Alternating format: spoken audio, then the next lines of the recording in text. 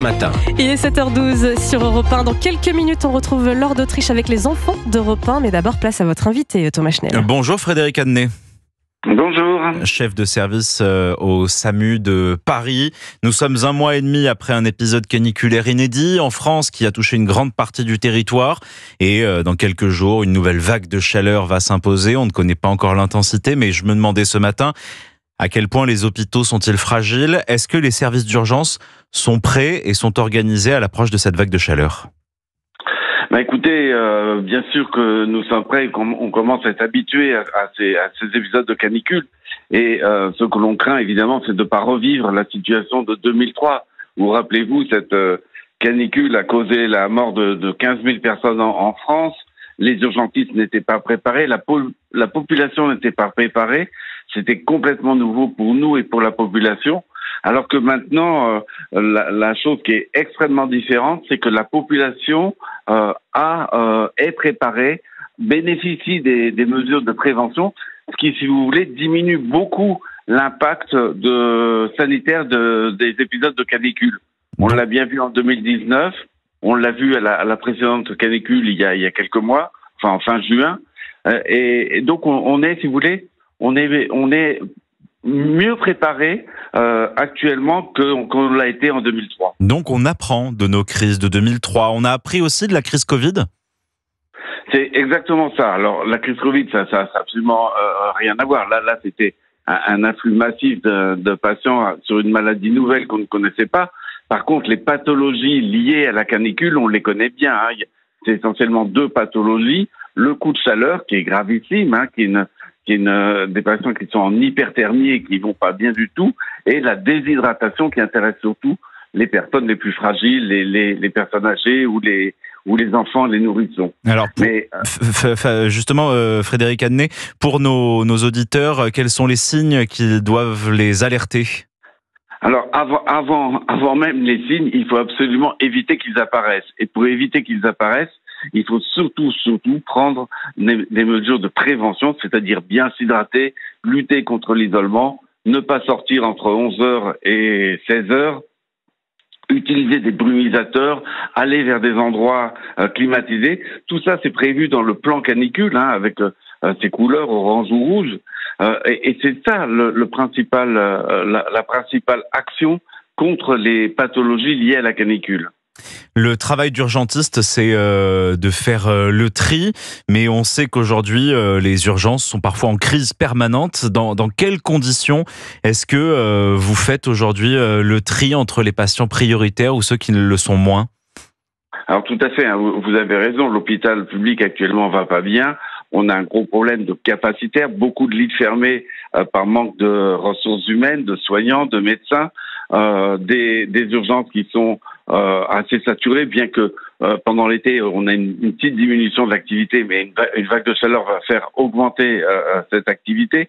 Donc l'hôpital va pas bien. Mais malgré cela, on a des plans de mobilisation hospitalière, comme le plan blanc, qui permet de faire face à un afflux plus important de patients.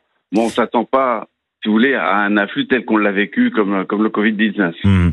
On s'est préoccupé de nos logements, de leur résistance thermique. C'est le cas aussi dans les hôpitaux. Est-ce qu'ils souffrent également des problèmes liés à la chaleur ?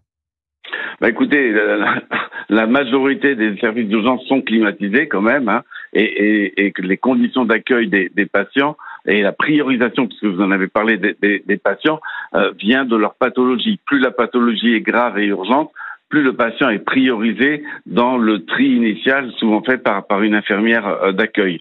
Mais en général, dans les gros services d'urgence, les conditions d'accueil sont acceptables et la majorité des services d'urgence sont climatisés. Est-ce que ça veut dire que cet été, tous les Français, où qu'ils soient, auront accès à la même qualité de soins, qu'importe le territoire dans lequel ils partent en vacances ?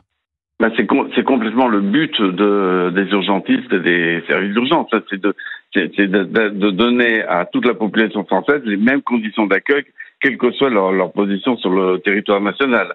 Donc c'est un but. Je dis pas que les choses sont parfaites sur tout le territoire national, mais c'est vraiment notre, si vous voulez, sur quoi on tend dans les différents services d'urgence en France.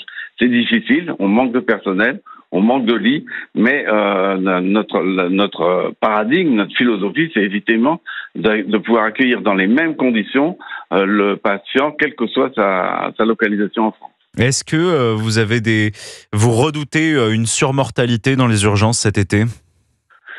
Écoutez, la surmortalité liée à une canicule, elle existe. Elle a été catastrophique en 2003. Elle est beaucoup moins importante depuis qu'il existe le plan canicule et les mesures de prévention dont je parlais tout à l'heure, qui a complètement transformé, si vous voulez, le pronostic de ces patients. Mais si vous voulez, on n'est pas inquiet, on est vigilant plutôt. Je me demandais, Frédéric Adnet, si nos hôpitaux seraient prêts à faire face à une épidémie cet été. Je pense notamment au chikungunya, répandu par le moustique tigre, qui se répand dans quasiment tous les territoires aujourd'hui. C'est le défi des urgentistes. Vous savez que la médecine d'urgence a ceci de passionnant, c'est qu'elle doit faire face à toutes les nouvelles maladies, toutes les épidémies, que ce soit de la grippe, du Covid, de chikungunya ou d'autres maladies épidémique. On est habitué, si vous voulez, dans les services d'urgence, à avoir des vagues de patients liés justement à ces phénomènes sanitaires. Ce qu'il faut, c'est qu'effectivement, en aval, c'est-à-dire que l'hôpital, avec ses lits, puisse accueillir ces patients et puisse avoir le capacitaire qui permette d'accueillir et d'hospitaliser ces patients.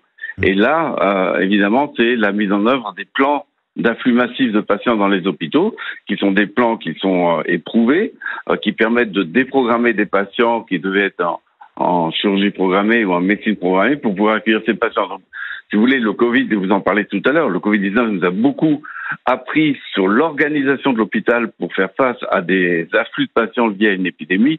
Et bon, on va pas souhaiter que ça se reproduise, mais si vous voulez, l'entraînement est là et l'expérience est là.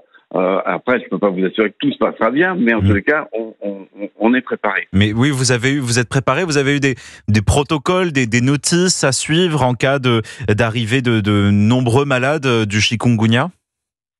Alors, chez Chikungunya, on a des alertes éditées par le ministère de la Santé, donc on a nos protocoles de prise en charge sur ce type de maladie.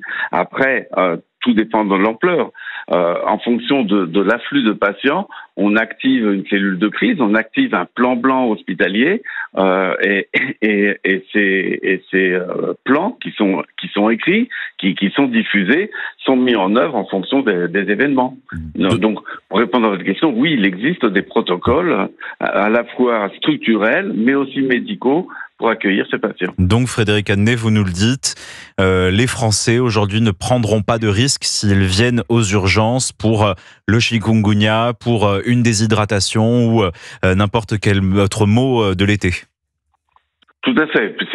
C'est des pathologies que l'on connaît. Par contre, j'insiste beaucoup, dans le cadre de la canicule, ce qui a transformé complètement les choses, c'est que les Français connaissent maintenant les mesures de prévention, ce qui a limité considérablement, si vous voulez, le pronostic défavorable de ces canicules en termes sanitaires. Merci Frédéric Adnet.